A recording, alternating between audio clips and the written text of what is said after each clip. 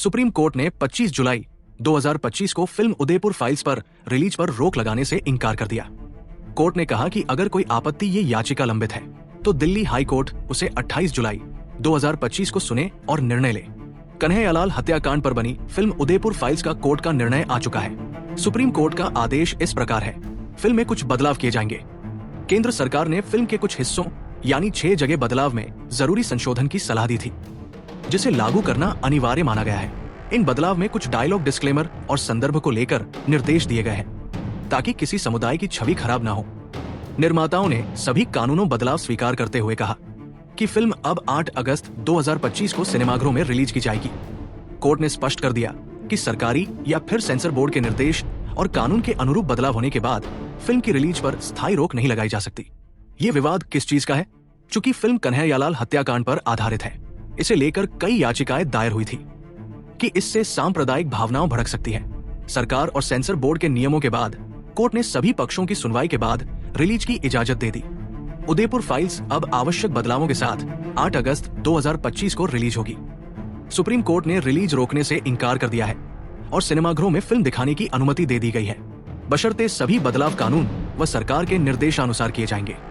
आइए चलते हैं उदयपुर फाइल्स यानी कन्हैयालाल हत्याकांड फिल्म की पूरी कहानी विस्तार से।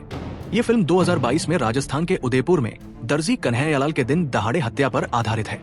फिल्म के कई हिस्से तथ्य कोट दस्तावेज, पीड़ित परिवार की आपबीती और घटनास्थल के माहौल के आधार पर सिनेमा के रूप में दिखाए गए हैं। नीचे फिल्म का कथानक यानी प्लॉट विस्तार से दिया गया है।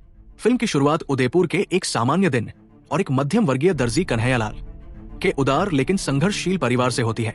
कन्हैयालाल एक छोटे से कपड़े की दुकान के मालिक है जो अपने परिवार के साथ सहज जीवन बिताते हैं, लेकिन सामाजिक राजनीतिक तनाव धीरे धीरे उनके आसपास बढ़ रहा है। कहानी में दिखाया जाता है कि कैसे सोशल मीडिया पर प्रचलित विवादास्पद पोस्ट के बाद कन्हैयालाल को धमकियों मिलती है।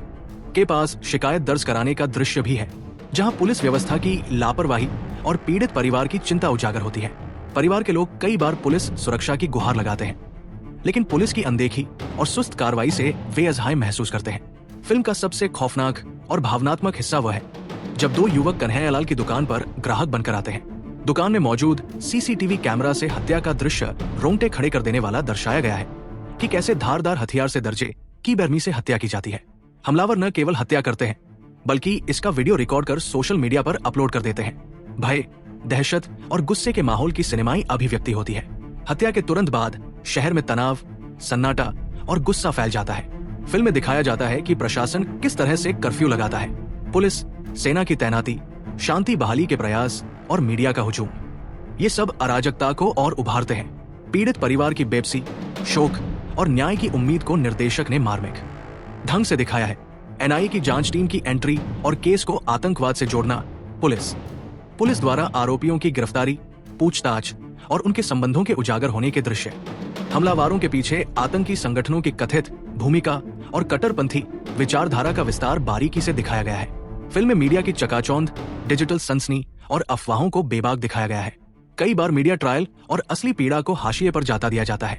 हस्तक्षेप, हिंदू मुस्लिम समुदायों में बढ़ता संदेह और जनता के बीच उबाल का सिनेमाई प्रदर्शन, परिवार को मिल रही धमकियों, सामाजिक बहिष्कार और सुरक्षा की कमी भी दिखती है। मामले की सुनवाई, कोर्ट में बहस, गवाहों की पेशी और संविधान, कानून व मानवता के प्रश्न उठाए गए हैं। फिल्म के अंत में न्याय प्रक्रिया, पीड़ित परिवार की लड़ाई और समाज के सामने खड़े सवाल, क्या सिर्फ कानून से न्याय संभव है? ये सामाजिक मानसिकता भी बदलनी होगी। एक मार्मिक संदेश पर समाप्त होती है।